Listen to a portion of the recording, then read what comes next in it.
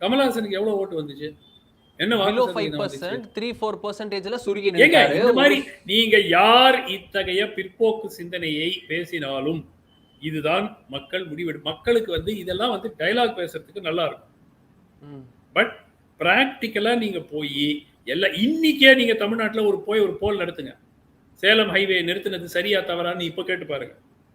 இல்ல நியூட்ரினோ திட்டத்தை ஆதாரமே இல்லாமல் திட்டங்களை நிறுத்தப்பட்டன. அது இல்ல வேற மாநிலத்துக்கு போயிடுச்சு. இப்போ எக்ஸ்பிரஸ்வே இல்லாத இருங்க எக்ஸ்பிரஸ் எங்க ஏறிட்டு வருது? எங்கெங்க ஏறிட்டு வருது? இப்ப சொல்லுங்க. 2016 வருது. இல்லைங்க ஒரு பிளாட் 2 அடிக்குங்க. நீங்க எஸ் அது இருக்கும். 2% வாங்குனாங்க. அடுத்ததுல 10% வாங்குனாங்க. அடுத்ததுல 22% வாங்குனாங்கன்னா நீங்க நான் சொல்றதை நான் ஏத்துக்கிறேன்.